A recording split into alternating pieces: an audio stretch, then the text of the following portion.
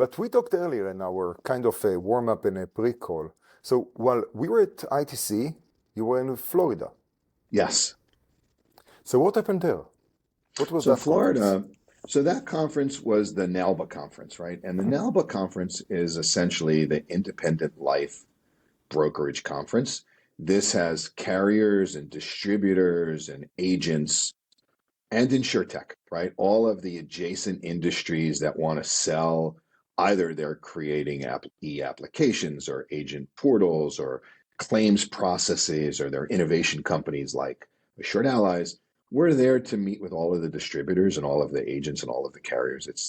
Think of InsurTech smashing against the independent life brokerage companies and trying to get some business done in the process. And this is the main thing that kind of alluding to. There is a different culture between the different organizations and the conferences.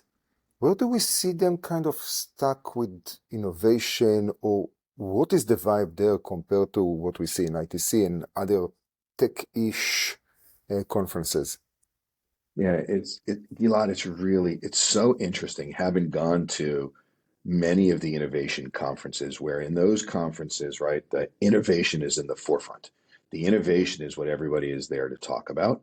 And it's a matter of figuring out how do all of these discrete pieces fit together, right? What does it mean if you're a carrier and you want to adopt 2 or 3 or 4 of these? How do you get it all together in one place? The conference that I was at this week, and when we go to insurance conferences in particular, it's an entirely different vibe. That vibe is all around, if you're an InsurTech player, if you're an innovation company, our job is to just show them how seamless it can be. It's not, they didn't come for us to the conference, we came for them. And that sort of juxtaposition means we're always trying to show them how easy it is to adopt the innovation, how easy we can fit in. What does it mean to plug in through an API? How do we fit into these, especially when we talk about the insurance business? I spent 30 years working for a carrier, so I know of what I speak. These are all global companies that over the years have adopted, have bought, have integrated. I use integration in air quotes because they haven't really integrated all of these other insurance companies, right? They have 4, 5, 6 legal entities all sitting underneath this umbrella. And so every time we as innovators talk to a carrier around bringing in a product, a service, an idea, we always have to talk to them about how seamless it is to be able to integrate into these disparate systems. And when we're at the difference is when we're at an insurance-based, like a carrier complex or carrier meeting, that's all we talk about, right? When we're at an InsurTech conference, we talk about all of the cool innovation we're doing, and we figure we'll worry about how to fit it all together later. It's a little bit of just a different conversation for sure. Well, I tell you what, the reason I'm pushing it a little bit now, I think that you mentioned earlier, and I really like that concept of nibbling on the side of innovation and what's the definition of innovation, because there is a completely different mindset. And I see also in terms of what roles, what are the functionalities of the people who attend the different conferences. And we talked about ITC, and we talked about a few others. And I'm sorry for the audience. I'm catching you up on our warm-up conversation, and then my mistake was to dive into Q&A, and we're already starting instead of the conversation, the lovely conversation we had earlier. And then there is the definition of what is innovation for the different types of crowd, right? You have the startup who are already thinking about, okay, how can I provide value, right? In innovation, it's something new that carries a new unit of value or economic value. And then there are product or insurance products, or the people are looking, okay, I don't really care about innovation. How can I find new agents? Because I need to sell. This is my mandate. I need to sell insurance.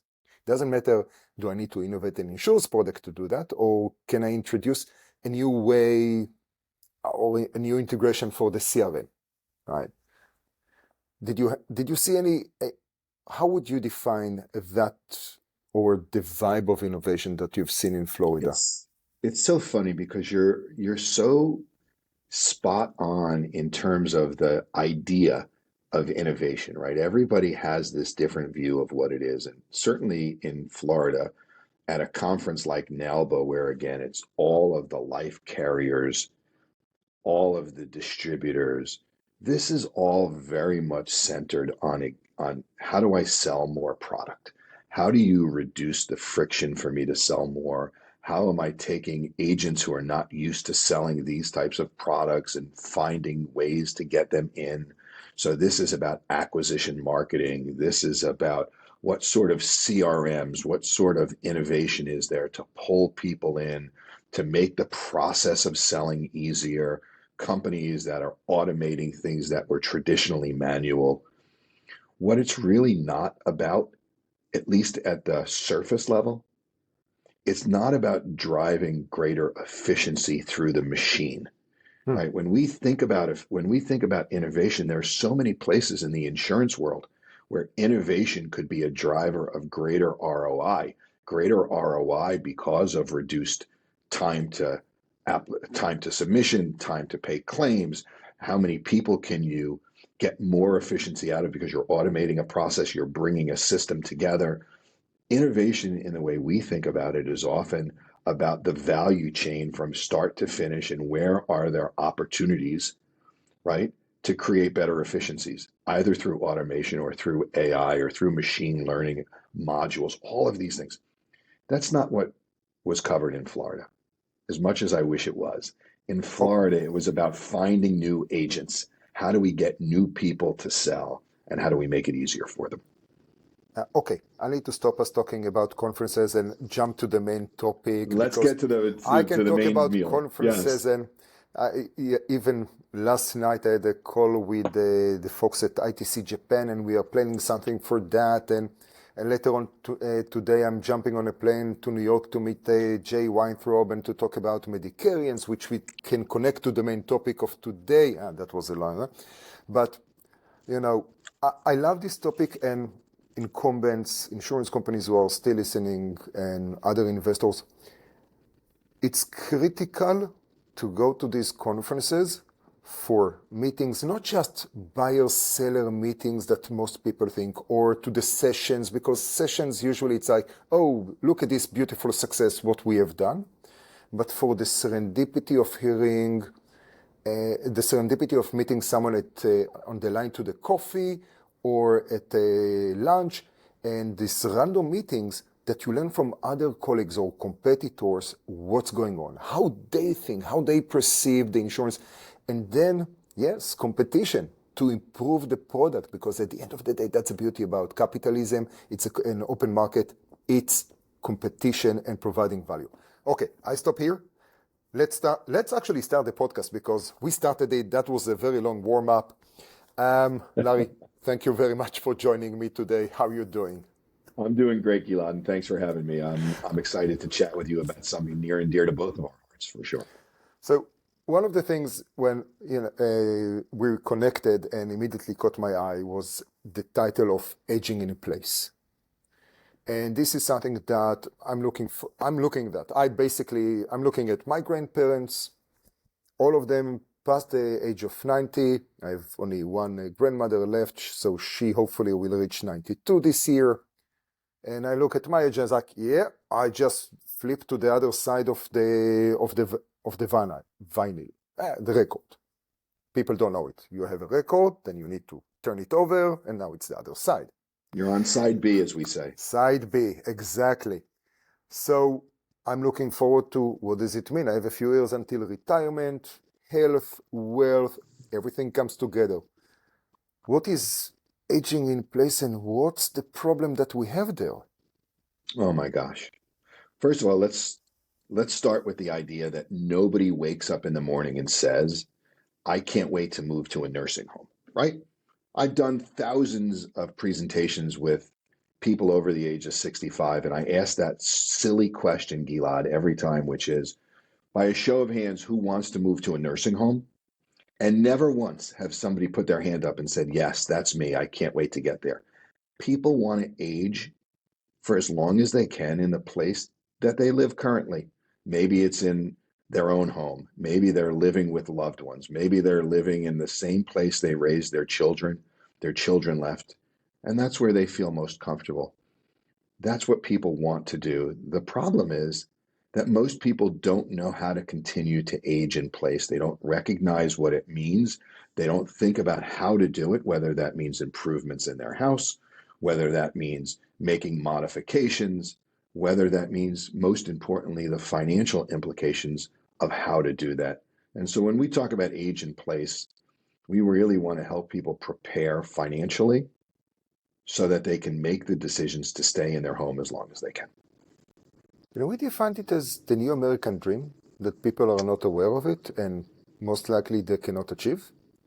It's really a sad reality, but you're not wrong, right? I'll give you I'm not a huge statistics guy, but this really sets the plate for the rest of the conversation. Today, there are 65 or 70 million people over the age of 65. And we know the statistic is that 10,000 people a day, because of the baby boomer generation, 10,000 people a day turn age 65 in the United States, and that's going to continue through 2030. In 2030, we're going to have somewhere around, depending on whether you listen to the US Census Bureau or some private companies, somewhere around 80 million people over the age of 65, right? So there's the pool, 80 million people. Of those 80 million people, less than 10% have a long-term care insurance policy. So less than 10% have sought a way to pay to age and to get help in aging in place, okay? So that means we have somewhere north of 70 million people, even if it's only half of which are going to need help figuring out how to pay to grow old, right? What we call the financing of aging. Even if only half of them need help, that's 35 million people who have no idea what's coming around the corner and don't know what to do about it. Is it the American dream? Maybe. It's the American dream for those that have prepared, but in some ways it could be the American nightmare for those that are going to come around the corner and find that they are going to rely on their loved ones to take them in, to pay the bills, and to help them figure out how to enjoy the years that they've worked so hard for most of their lives to get to and are ill prepared to handle. I just wonder what was and what is the new American dream, right? It used to be a house, a picket fence, 2 cars, 2 kids, convertible, I don't know, whatever, and a Labrador. Or nowadays, most definitely, it's a doodle or a Yes, it's a lab mini doodle. test. It's a mini Yeah, doodle, right? Yeah. that's what it is today. But then you need to think about, okay, great. When you mature, when you're an older person, then what? Because we used to live in communities. Now Yes. it's pack them and ship them to Florida or Arizona. Basically, that's part of the game. So how can people prepare for retirement? So it's interesting. We're going to answer that question, but I'm going to point you to maybe the paradigm of what exists today, right? Mhm. Most people think of the arc of their life in 3 ways. They think of it in 3 different segments, right? They think of it in the pre-retirement world, and that's the age where they're working hard, they're raising a family, they're buying a house, they're helping their kids if they have kids who want to go to college, go to college. But what they're predominantly doing, Gilad, is they're saving for retirement. They're trying to put away as much as they can. They're making sometimes good decisions, sometimes bad decisions, but during their working life, their entire goal is to save as much money to get to this old version of the American dream where they say, my gosh, I'm going to retire and I'm going to do whatever it is I want to do in retirement. I'm going to fish, I'm going to golf, I'm going to go here, I'm going to go there. Then they slip into the second stage of retirement or planning. And that's when they actually get to the retirement age. And they say, I've accumulated this money, whatever the money is. It doesn't matter if they're a multimillionaire or they're solidly middle class who've bought a house Now they've got a little bit of money they put away. Maybe they're living on their Social Security. They're living on a small pension. They're making withdrawals from their savings, but they've gotten to a point, right? And they've used financial advisors to do all of this work, or they've used the Vanguards of the world or the Fidelities of the world to prepare for retirement. And now they're in retirement and they're living. Then you have the third arc of the story. And the third arc of the story is for those that have done such a great job. They've saved enough. When they go into retirement, they're spending as little as they can. And they've left something. They've started to plan for how to move whatever money is left to the next generation, right? That's the way most Americans, most financial planners, most retirement planning solutions think about the arc of somebody's life. The problem is nowhere in there, nowhere in that retirement savings, the income generation, or in the wealth transfer stage, does anybody or most people say, what happens if I'm not healthy? What am I going to do to take care of my long-term care needs? According to Genworth, who does something called the cost of care study, right? The average cost of care for somebody who needs long-term care help is somewhere in the $235,000 to $250,000 range. And let me ask you this, Gilad, you talk to a lot of people, you know a lot of people. How many people do you know that can just write a check for that kind of money and say, okay, if I have to pay for my long-term care needs, I'm going to be covered? The reality of it is most people are unprepared for that. And today's financial advisors do, I'm sorry to say, not the best job in helping people recognize what's coming around the corner. Answer the question. I know a few, but they're already set. They already set it up, so they are covered. They were, and that's a big difference. So I'm sure that there is a point that we'll talk about education to retirement and adding the health, which is something that as a nation we are missing. And I'm no Joe Rogan, so I not preach you about hunting and eating game and livers and stuff like that. But yeah, we need to get our ass moving, seriously. Yeah. Although from here, I look at the Charles River and I see those Uber runners that it rains, it shines, no matter what, middle of the night, they keep running.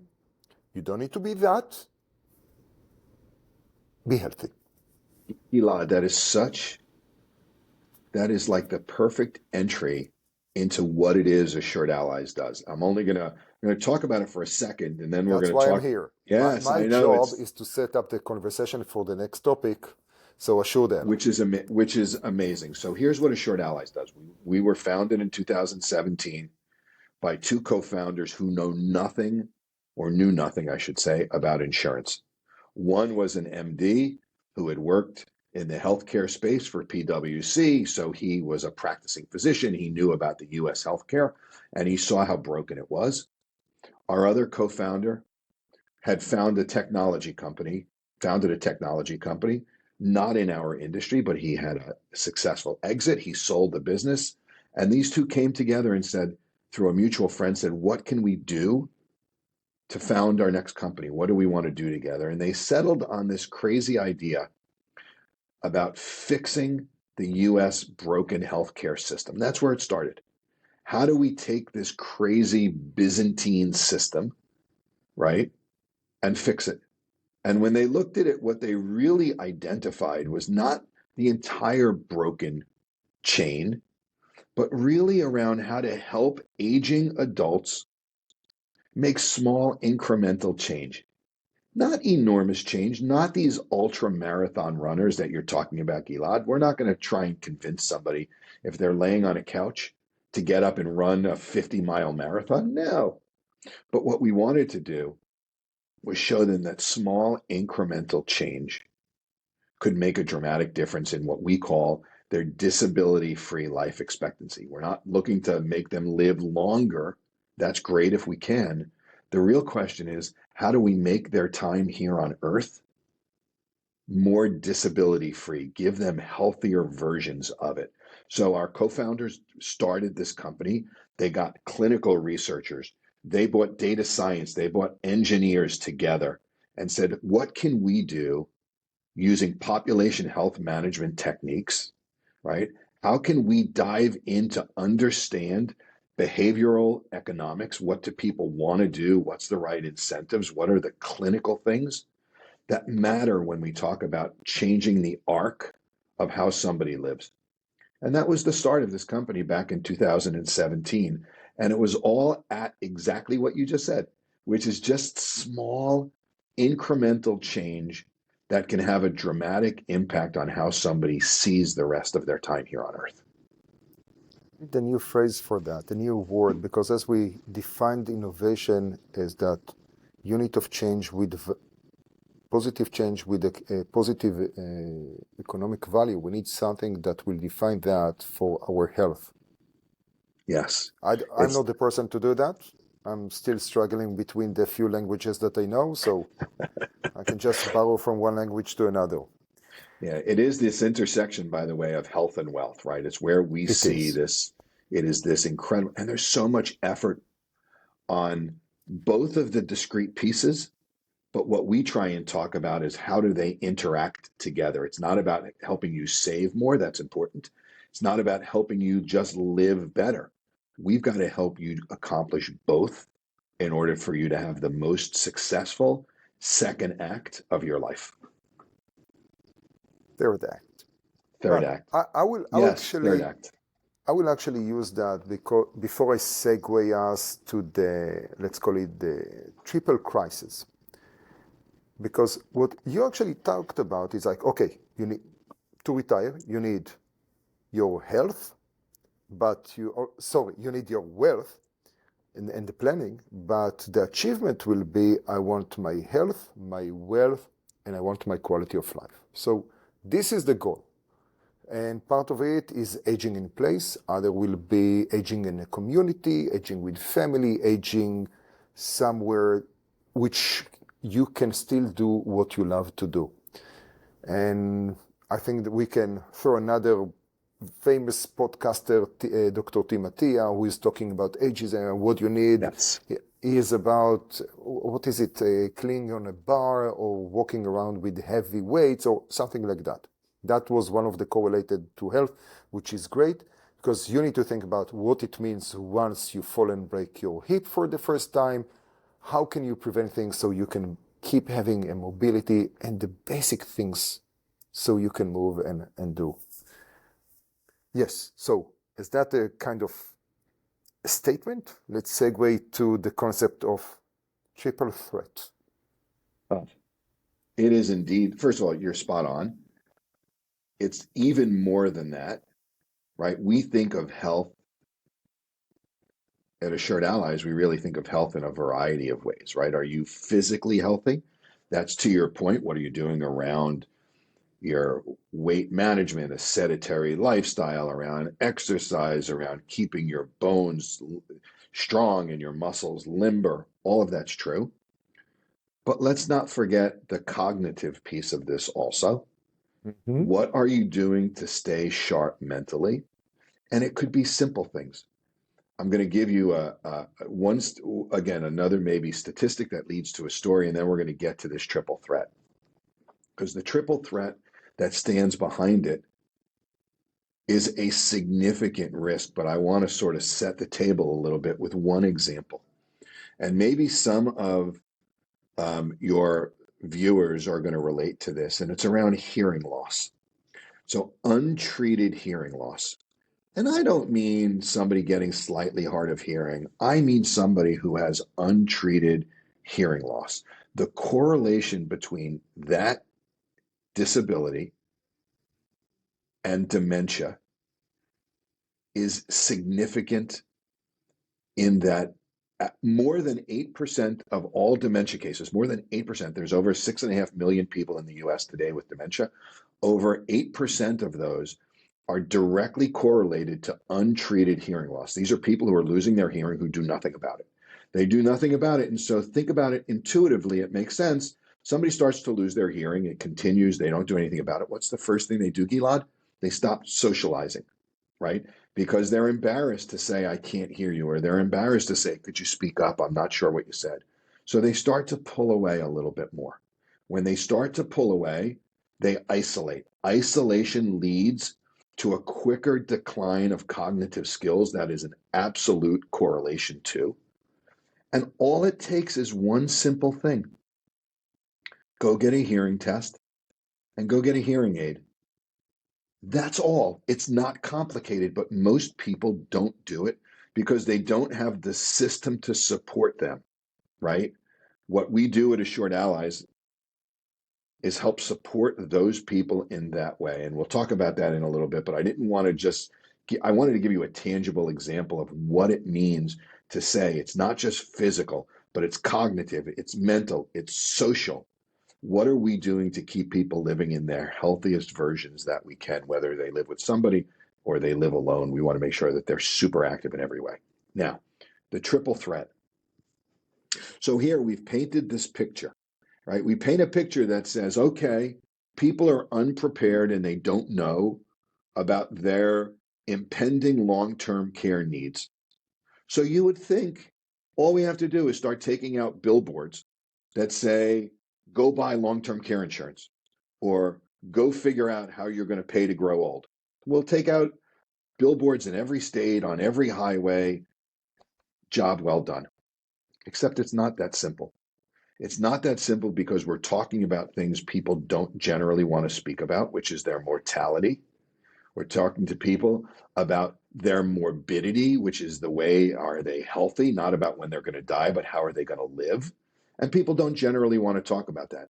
You ask people if you've gone for your preventative health care. People who are over 65 on Medicare have a government-sponsored plan. There's not an issue about paying for preventative health care. And you say to people, have you gone for your preventative health care? Have you gone to your doctors?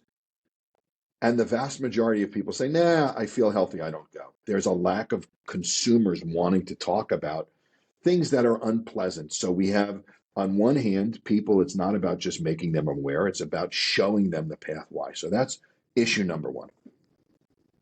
Issue number two, even for those that say, I want to buy long-term care insurance, I get the fact that I need it, I get that I'm unprepared. Show me the companies where I can go buy a policy that protects my morbidity, that's going to help me to pay for this need that you convinced me I have. But here's the crazy thing. There aren't, in 2003, at the peak of the long-term care insurance market, there were over 100 insurance companies that were selling long-term care insurance policies, and they sold over $2 billion a year of recurring premium, of annual premium, over $2 billion a year. That was in 2003. Since then, it has been on a steady decline, and we can talk about why it's on a steady decline. But today, there are less than a dozen companies out there selling long-term care insurance, and it went from $2 billion. Last year, we sold about $160 million. So almost over a 90% drop in the amount of premium that they sold. And you say, well, wait a second, this doesn't make sense. Wait a second, it doesn't make sense. It doesn't make sense, right? Because I just told you earlier, Gilad, we talked earlier that there's more people hitting age 65 and older every day. We're going to go from 65 to 75 to 80 million people. How is it possible that we're selling less, that there are less insurance companies, that there's less people interested? It's Because this, they see it as because, an expense and that will go out. Like there is yes, inflation. Are we in yes. depression? Are we getting to a recession? Where are we? People are starting to think about, do I have enough money? But I still have this push to buy and buy all kinds of other stuff. And my priorities are out of check. Yes. That's just me. Gilad, it's that for sure, right? What we would describe as consumer sentiment. How do people feel about the need to buy certain things?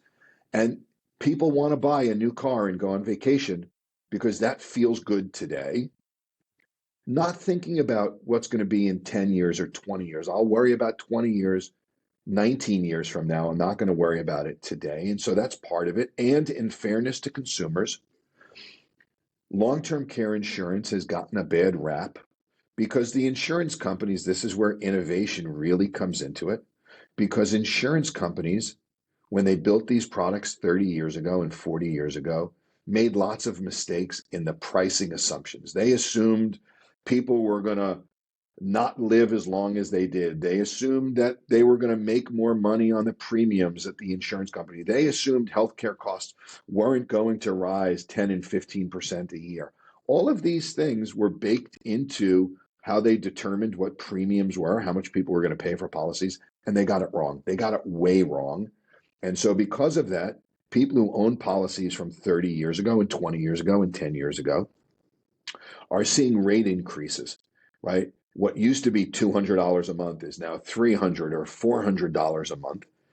And insurance companies are saying, I don't know if I want to sell these old style policies because they weren't profitable for the insurance company. So many insurance companies stepped to the side and stopped selling them. Many consumers got angry because the rates were going up. Many consumers said, forget it, I don't want this. I'm going to pay for it on my own. If I have to worry about long-term care needs, I'll worry about it 20 years from now. It was sort of this convergence of all of these things happening.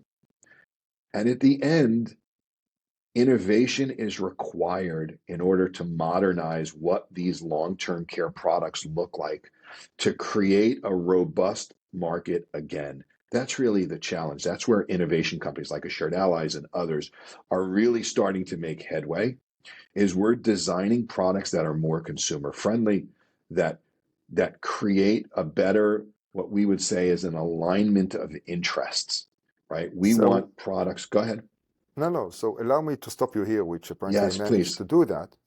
Um, let's talk a little bit about the basic definitions here. So audience who is not in that part of the life insurance spectrum can understand better.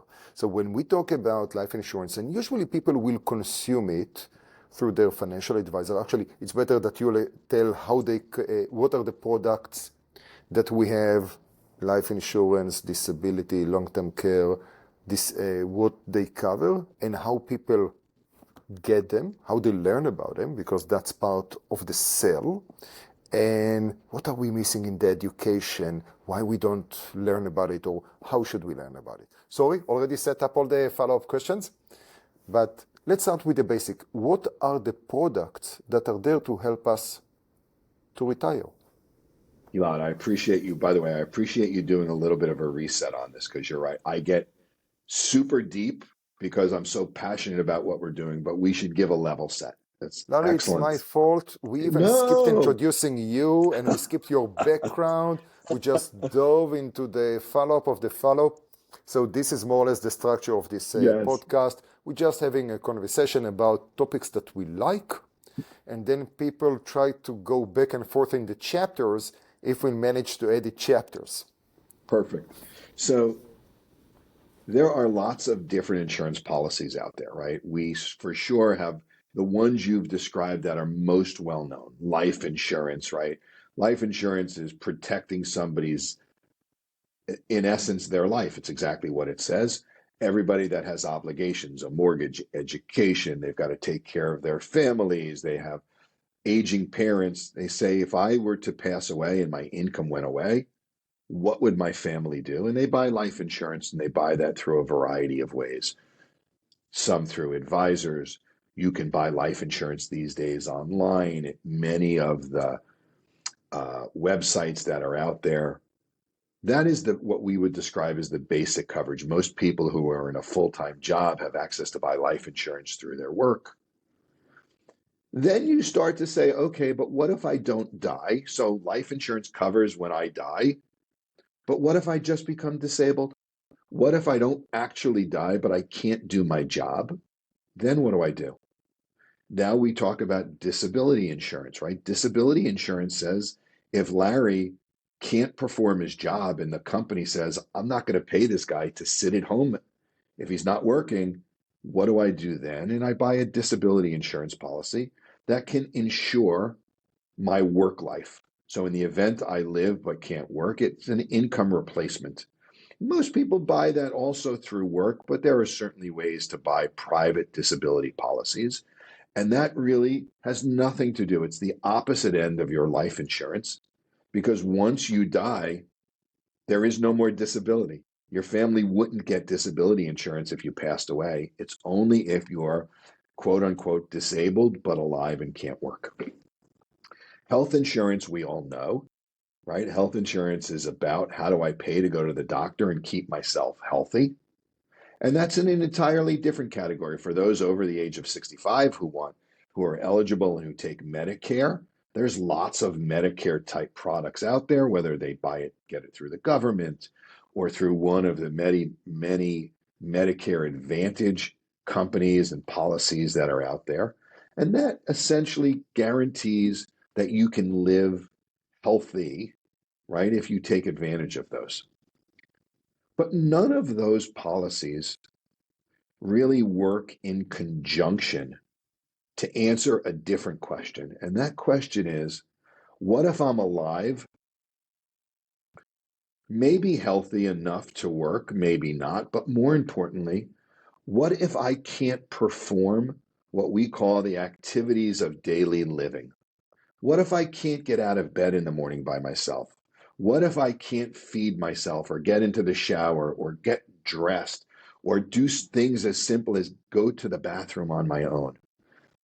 How do I pay to get a caregiver in my house to take care of me? This is nothing about life insurance or even health insurance, believe it or not. This isn't about that because there's not a medical diagnosis. This is around having somebody come in to help you perform the essentials of life, non-medical essentials around living. And believe it or not, Medicare doesn't cover that. Medicare only covers your medical needs. Yes, if you're confined to a facility, a rehab, a hospital, they'll help you. But what if you're home, Gilad? What if you just simply can't get out of bed? I have a father who's 88, healthy as could be, sharp as a tack, but he has a physical disability. He needs help getting around. He has he has a long-term care insurance policy, and that long-term care insurance policy is the only policy that covers what we call activities of daily living, helping him ensure he can have somebody come help him live, if you will. Those are the policies we're talking about when we talk about long-term care insurance policies. And that is where most people are woefully unprepared. And our job is to educate them on how to get better prepared for that. And that's what Assured Allies does. And that's when we talked about the dearth of products available, when we talk about this triple threat. There's plenty of companies out there selling life insurance. There's plenty of ways to get health insurance. It's insurance around your quality of life that really become the essence of this triple threat that people are unprepared for. Is there a basic quality, or is which, as you mentioned, can take a shower, feed yourself? Or we're talking about, yeah, I'm 3 handicap in golf and I really want to keep that. Where do we define the quality? It is really at the most basic level. If you want to stay as a 3 handicap, I can send my pro over to spend some time with you, likely working on your chipping and coming out of the sand. That might be like me, that's the issue. But we're talking about the most basic needs. We're talking about how do we help somebody get out of bed in the morning? How do we help them get dressed? These are basic living needs. Think about if you were unable to do it on your own. What would you do? And most people who are unprepared, they're in this group of people that are unprepared for what's coming down the road, rely on family members. They're called unpaid family caregivers. In the United States, there are 45 million unpaid caregivers. Think about that. These are No, I'm thinking 45 about, million people. Go no, ahead. I'm looking at the alternative opportunity cost here, which you mean this is a hit to the um, my God, I'm thinking the return premium, and I'm looking for the economic impact. But you're right there. No, no, no. No. This costs the economy billions of dollars a year. Yeah. No, God damn it. I will need to edit this out. I'm completely banking out GDP. Oh my Yeah. God. Yes. Yeah, this is a direct impact on the country's GDP because you have 45 100%. million people who, instead of going and being productive, they're working at home. And it's worse than that because the family caregiver, they make sacrifices in every way. And I'll give you just a few examples. Rather than take a promotion that would move somebody to a different city, a family caregiver can't take that promotion. Why? Because they're providing care for aging parents and loved ones, and they need to be local. So they've just turned down a job advancement. That has an impact on their future earnings, on their retirement. It has an impact on their tangential, on their family. By the way, it's not going to be a surprise that the burden of family caregiving falls disproportionately on women and minorities. People of color disproportionately are relying on family caregivers because they're not as prepared economically. This is a heritage issue. This goes back for decades and decades and decades. And they suffer, by the way, they suffer in greater numbers. And Gilad, it's also not lost on us that we talk about this idea of remote work. Remote work is a luxury that many people don't have. What if you're a shift worker working in retail? You can't do that remotely. What if you're working in a hospital setting or working as somebody who doesn't have remote opportunities and you're a caregiver? Think about the stress. Think about the incredible impact it has on people financially. But the root of it is because their loved ones who they're caring for weren't prepared for a way to hire a paid caregiver to come in and help take care of him, to ease the burden of family caregiving. And that's at the root of what we at Assured Allies are trying to do. When we talk about making successful aging possible for everyone, we are helping to build insurance products that are affordable for the middle class, that allow them to buy coverage for these activities of daily living, that allow people to say, I may not be able, we talked about the size of the need, this 200 plus $1,000. This isn't necessarily about selling somebody a policy for $200,000. Maybe the real reality of it is they buy something that can give them $100,000 of coverage, and they do a little bit of family caregiving, and they bring in somebody to supplement their caregiving so that they can go do more work, they can be more productive, or heaven forbid, they could just take the day off as the caregiver and recharge their own batteries. That's what we talk when we talk about successful aging. That's what we mean, to provide people the opportunity to figure out without heaping on top of their family members this incredible responsibility.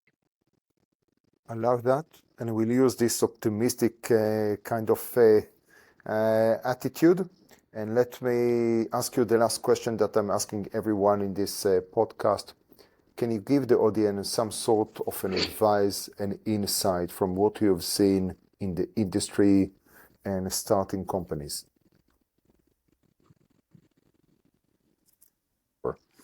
Oh, Yeah, here's Gilad, it's a great question. And the advice I'm going to give is the advice I literally gave to a friend last night at 7 o'clock when he called me because his mother was aging and she had fallen and he didn't know what to do.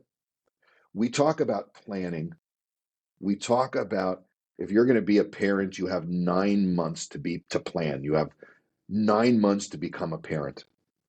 To become a caregiver, you get 9 seconds. And I say that because people are sailing through their life they've got their own priorities, and then they get the phone call that says, Mom has fallen and is going to the hospital, or Dad has fallen and is going to the hospital. And automatically, like that, your life just became a different life. My advice to people is don't wait for that phone call. Seek out whatever the solutions are. There's plenty of places to go. You can go as a starting point to many of the public sites that are out there. Go to AARP and learn about aging in America. Go to our website. Go to assuredallies.com and learn about, not to sell you something. We don't sell directly to the public, so this isn't about a sales pitch, but go take your head and put it in the game to figure out how you and your loved ones want to age, and then make a plan to do so. It's not 20 years from now. It's not 30 years from now. It's literally a 9-second change of life that if you're not prepared for, it is going to change the entirety of the rest of your life.